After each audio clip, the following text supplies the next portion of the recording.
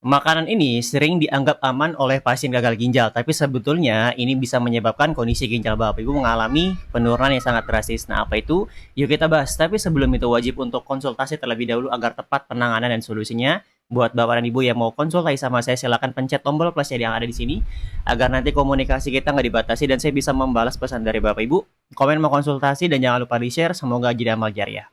Ya, ini adalah salah satu makanan yaitu bubur kacang hijau. Banyak yang beranggapan ini aman dikonsumsi oleh pasien gagal ginjal, tapi sebetulnya ini tidak aman. Ada 3 alasan kenapa dia tidak aman. Nomor 1, karena mengandung kalium yang sangat tinggi. Yang kedua, mengandung fosfor yang tinggi.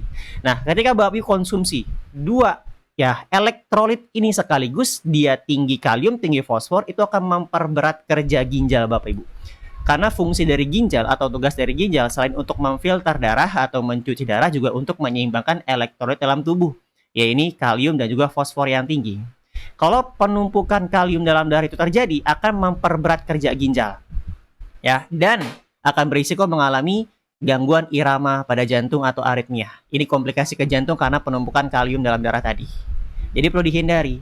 Itulah kenapa alasannya Bapak Ibu tidak boleh konsumsi air kelapa karena dia tinggi kalium. Dan termasuk dalam bubur kacang hijau ini, dia juga mengandung yang namanya santan. Santan dari kelapa. Tidak boleh mengkonsumsi olahan dari kelapa. Oke. Dan yang terakhir, yang ketiga, dia protein yang tinggi dari protein nabati. Bukan hanya protein hewani, tapi juga nabati. Dan dalam hal ini, bubur kacang hijau dia protein nabati yang cukup tinggi. Jadi perlu dihindari. Apa yang terjadi kalau misalkan konsumsi protein yang tinggi akan memperberat kerja ginjal, nilai EGFR ini langsung akan mengalami penurunan.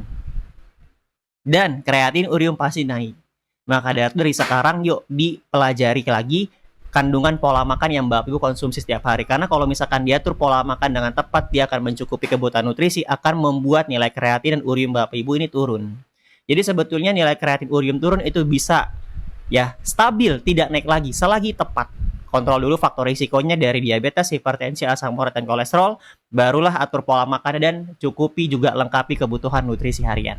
Nah, buat Bapak Ibu yang mau konsultasi sama saya dan mau menjalani program penguatan ginjal dengan nutrisi agar nilai kreatin urium turun dan cegah dari cuci darah, silakan bisa langsung cek di profil, hubungi nomor saya. Untuk yang konsultasi wajib foto hasil terakhirnya ya, supaya saya tahu kondisi terkini Bapak Ibu seperti apa. Terima kasih, kalau bermanfaat jangan lupa di-share.